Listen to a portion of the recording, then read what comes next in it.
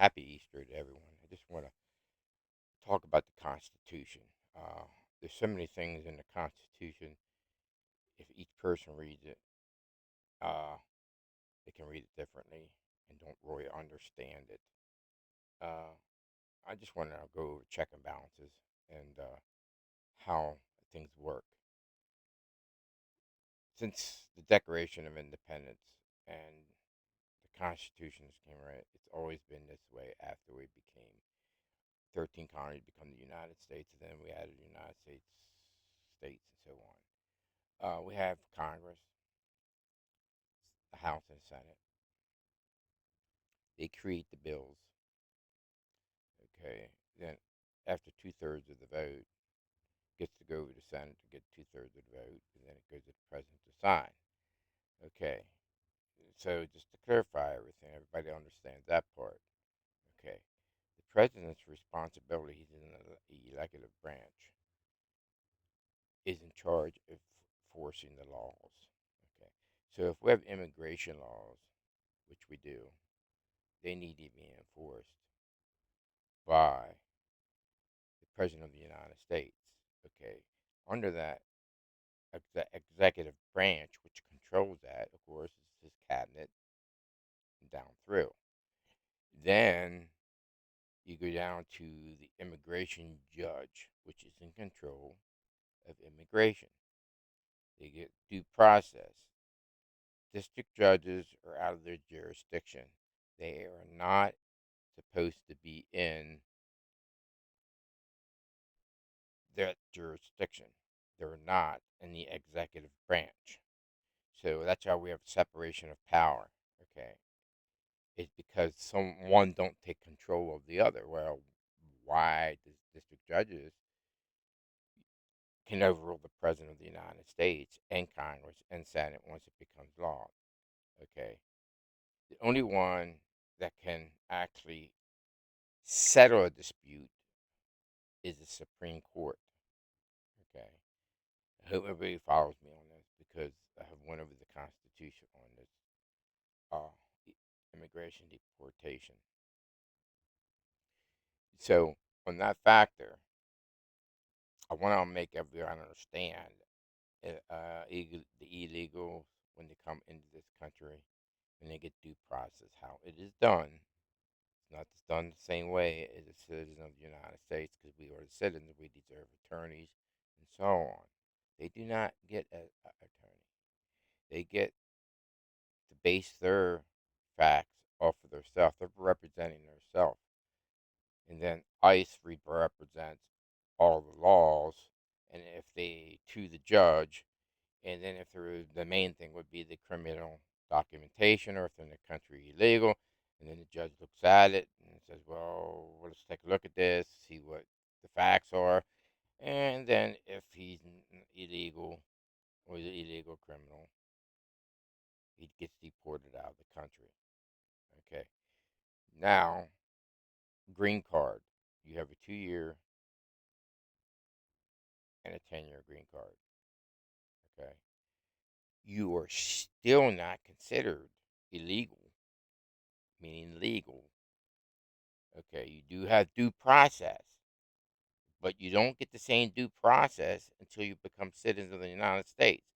So if somebody detects something's going on, and lots of times when you get a green card, you come over from another country.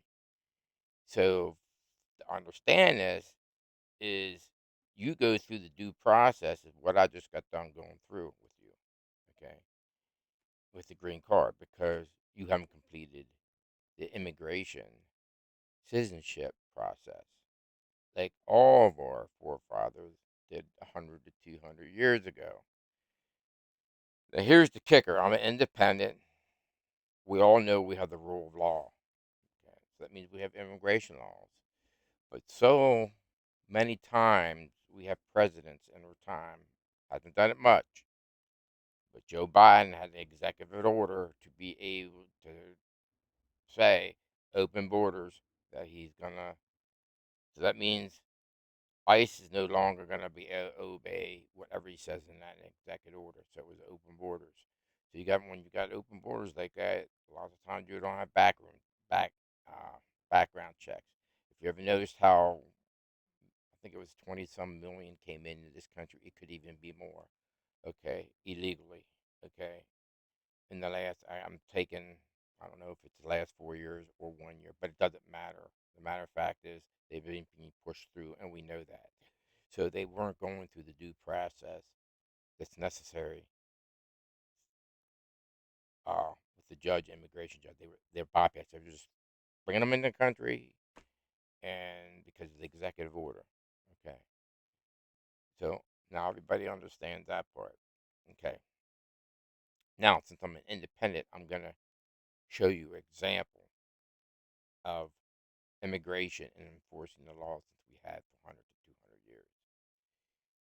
I'm going to use Republican and I'm going to use a Democrat, for example. First term, Republican, Trump enforced the policies. If you look at Obama, he enforced the policies. He had very low illegal criminals. So I don't want to hear Democrats bitching and complaining. Okay, these are facts. Go look at it. So now, after you got that information, let's look at it a step further. Everybody's bitching and complaining about saying there's some mistakes that happen. Okay?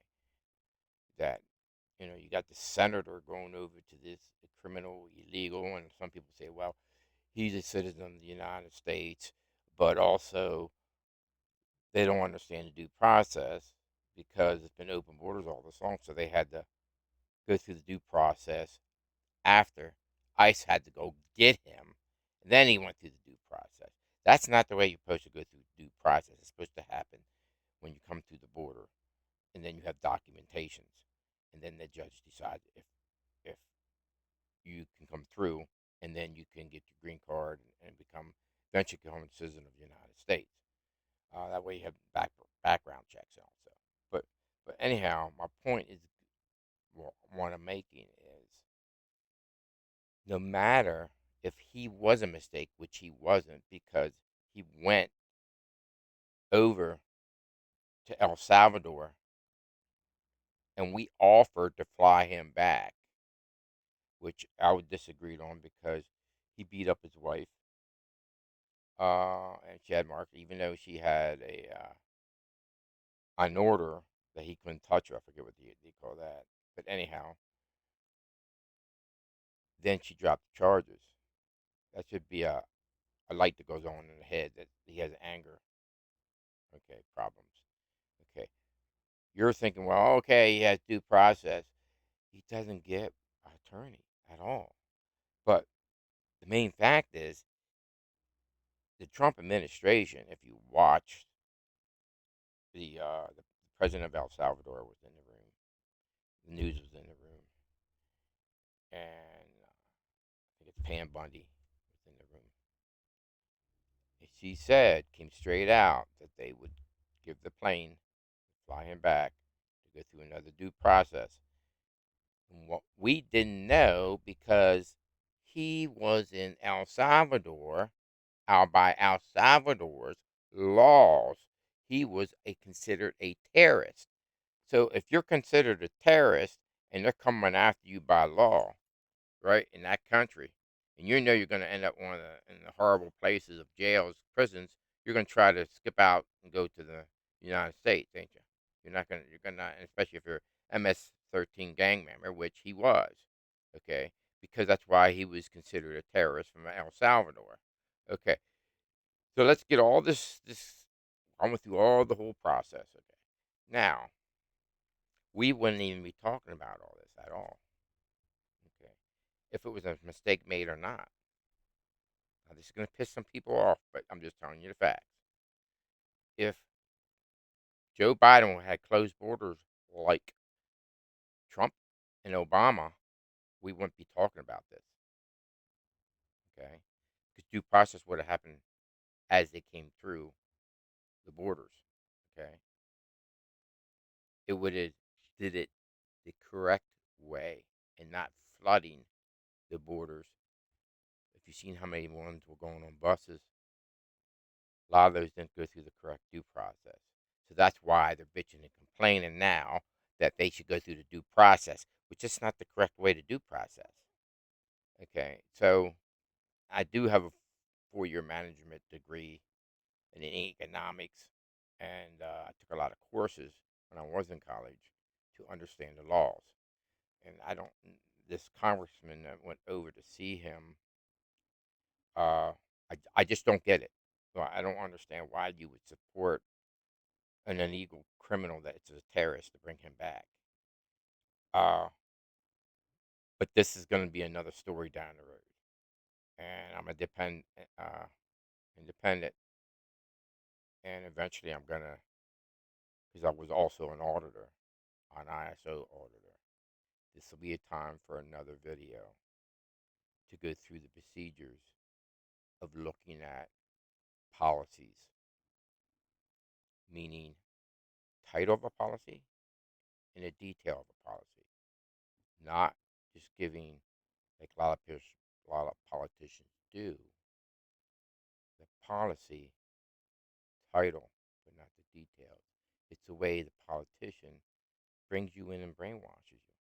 It's why it's our responsibility, everybody's responsibility, to find the right information and stay away from these biased uh, media outlets and reporters. When I was a kid, the reporters told more the truth than anything. Now they're separating us as a country because a lot of the people are believing what they're hearing.